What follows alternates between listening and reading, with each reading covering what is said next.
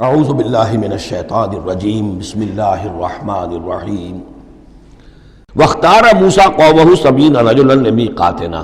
اب ایک تو سزا دے دی گئی، ایک تو پرج ہو گئی، اور یہودی جو ہیں جنہوں نے کہ آخری وقت تک اس کے اوپر قائم رہے انہیں قتل کر دیا گیا۔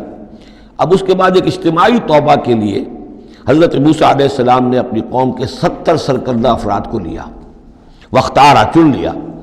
اختارا موسیٰ قومہ 70 رجلا لمیقاتنا، اللہ تعالیٰ ہی نے طلب فرمایا ہے، ہمارے وقت مقررہ کے لیے چن لیے موسیٰ نے اپنی قوم میں سے 70 سرکردہ افراد۔ فلما اخذتهم الرجفۃ، جب وہ آئے ہیں کوہ طور پر یا اس کے قریب، تو ان کے اوپر کپ کپی طاری ہو گئی یا زلزلے نے آ پکڑا، یعنی وہ ایک سخت ترین جو ہے ان کے لیے پھر خوفناک صورت پیدا کر دی گئی۔ قال رب، حضرت موسیٰ نے عرض کیا پروردگار، لو شئت اہلکتہم من قبل وایایا، اگر تیری مشیت یہی تھی تو اس سے پہلے ہی ہمیں بھی ہلاک کر سکتا تھا، مجھے بھی کر سکتا تھا، انہیں بھی کر سکتا تھا۔ خطا کار تو ہم ہیں، غلطی ہوئی ہے، لیکن بہرحال ہم نے اتنا بڑا کفارہ بھی دے دیا ہے، اپنی قوم کے اتنے لوگوں کو اپنے ہاتھوں ذبح بھی کیا ہے، لیکن یہ کہ اگر ہلاک ہی کرنا تھا جو اس وقت شکل ہو رہی ہے تو پہلے قدم پر بھی تو ہلاک کر سکتا تھا۔ لو شئت اہلکتہم من قبل وایایا، اگر تو چاہتا تو ہلاک کر دیتا ان سب کو بھی اور مجھے بھی۔ اتہلکنا بما فعل السفہاء منا، کیا تم ہمیں ہلاک کر دے گا ہمارے کچھ بے وقوف لوگوں کی حرکت کی وجہ سے؟ ہمارے ہاں کچھ بے وقوف تھے جنہوں نے حرکت کی تھی، اور ان کی وجہ سے کیا پوری قوم کو ہلاک کر دے گا؟ ان ہی الا فتنتک، نہیں یہ تیری طرف سے ایک آزمائش ہے۔ تضل بہا من تشاء، تو گمراہ کرتا ہے اس کے ذریعے سے جس کو چاہتا ہے، وتہدی من تشاء، اور ہدایت دیتا ہے جس کو چاہتا ہے۔ انت ولینا، تو ہمارا ولی ہے، ہمارا ساتھی ہے، پشت پناہ ہے، مولا ہے۔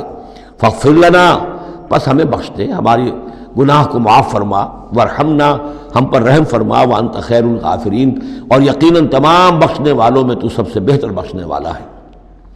واکتب لنا فی ہذہ الدنیا حسنہ وفی الآخرہ، ہمارے لیے اس دنیا کی زندگی میں بھی حسنہ لکھ دے، طے کر دے۔ اب دیکھیے یہ دعا کر رہے ہیں حضرت موسیٰ اپنی قوم کے لیے، بنی اسرائیل کے لیے، واکتب لنا فی ہذہ الدنیا حسنۃ وفی الآخرہ، وہی الفاظ، ربنا آتنا فی الدنیا حسنۃ وفی الآخرۃ حسنۃ وقنا عذاب النار۔ تو لکھ دے، طے کر دے کہ ہمارے لیے دنیا میں بھی حسنہ ہو، آخرت میں بھی۔ انا ہدنا الیک، ہم تیری جناب میں توبہ کرتے ہیں، رجوع کرتے ہیں، جو خطا ہو گئی ہے اس کا اعتراف کرتے ہوئے معافی چاہتے ہیں۔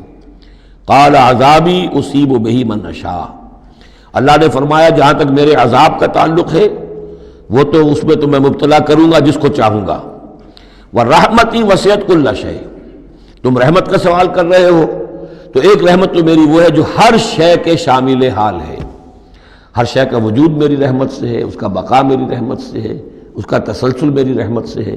ایک تو رحمت عامہ ہے جو تمام مخلوقات کو شامل ہے، تمام مخلوقات جو ہے اس میں سے حصہ پا رہی ہیں۔ ورحمتی وسعت کل شیء فساکتبھا، اب یہاں مراد ہے خاص رحمت جس کے لیے تم کہہ رہے ہو، وہ تو میں لکھ دوں گا ان لوگوں کے لیے۔ اب یہ بہت اہم مقام یہاں آ رہا ہے، وہ اپنی رحمت میں خاص کر دوں گا، لکھ دوں گا، للذین یتقون، جو تقوی کی روش اختیار کریں، ویؤتون الزکاۃ، اور زکوٰۃ دیتے رہیں، والذین ہم بآیاتنا یؤمنون، اور جو لوگ ہماری آیات پر ایمان پختہ رکھیں۔ الذین یتبعون الرسول النبی الامی الذی یجدونہ مکتوبا عندہم فی التوراۃ والانجیل، جو اتباع کریں گے ہمارے امی نبی کی، جس کا کو رسول بنا کر بھیجا جائے گا، رسول نبی امی کا اتباع کریں گے، جسے وہ پائیں گے، الذی یجدونہ، جسے پائیں گے لکھا ہوا، مکتوبا عندہم، ان کے پاس، اپنے پاس، فی التوراۃ والانجیل، کہ وہ ان کے پاس اس کی پیشن گوئیاں، اس کے حالات، اس کی علامات تورات اور انجیل دونوں میں ہوں گی۔ تو جو لوگ ان کا اتباع کریں گے، نبی امی محمد الرسول اللہ صلی اللہ علیہ وسلم امیین میں سے اٹھائے گئے، اور آپ واقعتاً اس قوم میں سے تھے جس کے پاس کوئی کتاب نہیں تھی، کوئی شریعت نہیں تھی، ویسے بھی آپ نے دنیاوی اعتبار سے کوئی تعلیم حاصل نہیں کی، دنیاوی معیار کے اعتبار سے لکھنا پڑھنا آپ نہیں جانتے تھے، تو امی تھے۔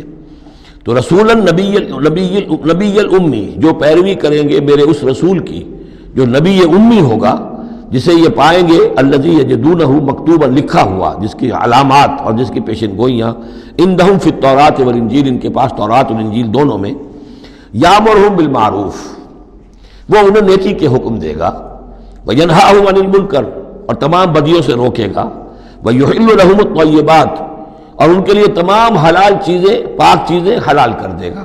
یعنی جو ہم پڑھ چکے ہیں کچھ چیزیں تھیں کہ جو بنی اسرائیل پر ان کی شرارتوں کی وجہ سے بھی حرام کر دی گئی تھی، یہ تمام بندشیں اٹھا دے گا، تمام پاکیزہ چیزوں کو ان کے لیے حلال کرے گا۔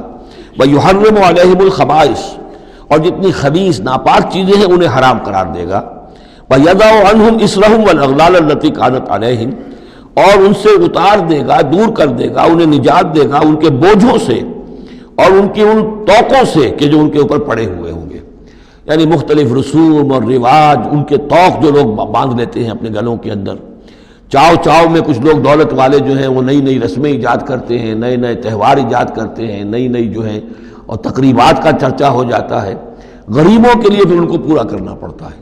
شادی بیاہ کی یہ تقریبات ہیں، اب جن کے پاس حرام کی دولت کے انبار جمع ہیں ان کے لیے تو اپنی دولت مندی کے اظہار کا موقع ہے۔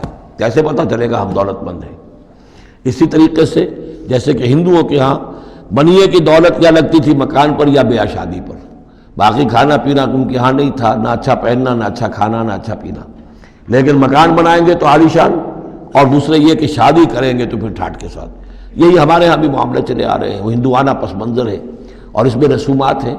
اب یہ امیروں کے لیے تو چونچلے ہیں، غریبوں کے لیے یہ اسر اور اغلال ہیں۔ اسر وہ بوجھ کو جن کو لے کے چل نہ سکے، نتیجہ کیا نکلتا ہے؟ بچیاں بیٹھی ہوئی ہیں، ہاتھ پیلے نہیں ہو سکتے، شادی نہیں ہو سکتی، نہ نومن تیل ہو، نہ رادہ ناچے، نہ سارے تقاضے پورے ہوں، نہ شادی ہو سکے۔ تو یہ جو اسر اور اغلال لوگوں نے، پھر یہ کہ جو سوشل ایولیوشن کہہ لیجئے یا جو بھی اس کے اندر تنزل ہوا ہے، جس کے نتیجے میں لوگوں کے اوپر طرح طرح کی قیدیں آ گئی ہیں، کہیں جو ہے وہ جاگیرداری نظام آ گیا ہے، اس کی قید ہے، کہیں بادشاہت ہے، امپیریلزم ہے، اس کی قید ہے، کہیں سرمایہ دار نظام ہے، اس کا تشدد ہے۔ تو محمد جب آئیں گے، یہ اللہ تعالیٰ فرما رہے ہیں، تو ان تمام قیدوں سے نجات دلائیں گے، ان تمام بوجھوں سے نوع انسانی کو نجات دیں گے، عدل اور قسط کا نظام قائم کریں گے۔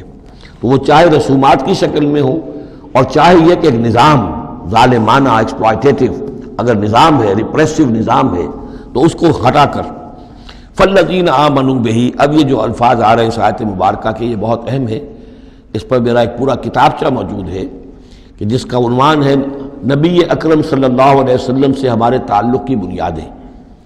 فالذین آمنوا بہ، گنتی کر لیجئے، تو جو لوگ ان پر ایمان لائیں گے، پہلی شرط ہے ایمان، وعزروہ اور ان کا ادب کریں گے، ونصروہ اور اس کی مدد کریں گے، واتبعوا النور الذی انزل معہ اور اس نور کی پیروی کریں گے جو ان کے ساتھ نازل کیا جائے گا۔ اولئک ھم المفلحون، یہی لوگ ہوں گے فلاح پانے والے۔ اللہم ربنا اجعلنا منہم۔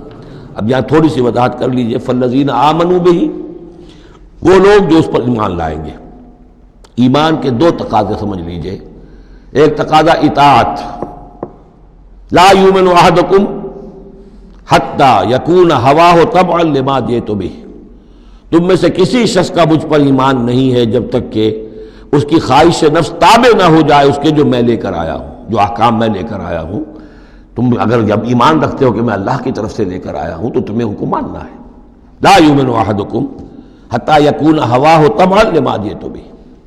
دوسرا تقاضا، لا یؤمن احدکم حتی اکون احب الیہ من والدہ وولدہ والناس اجمعین، تم میں سے کوئی شخص مومن نہیں ہو سکتا جب تک کہ میں اسے محبوب تر نہ ہو جاؤں، اپنے باپ سے بھی، بیٹے سے بھی، تمام انسانوں سے۔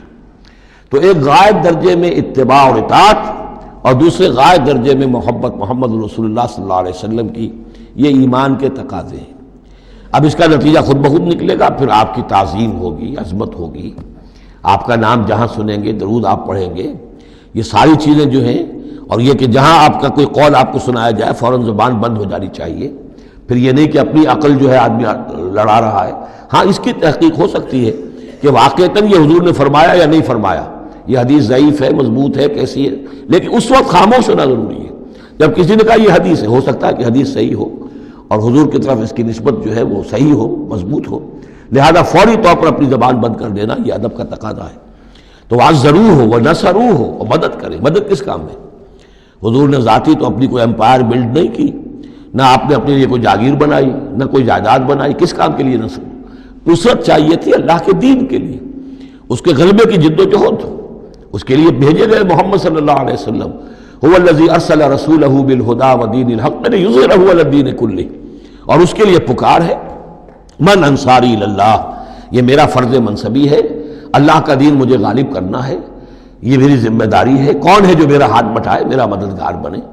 تو یہ میدان اب بھی کھلا ہوا ہے، دین پہلے غالب ہوا تھا پھر مغلوب ہو گیا، اور اب تو مغلوب ہے پوری دنیا میں، کہیں بھی ہم ایک انچ زمین نہیں دکھا سکتے جہاں کہہ سکے دنیا سے، نوع انسانی سے کہ آؤ اور دیکھو یہاں یہ اصل دین موجود ہے بتمام و کمال۔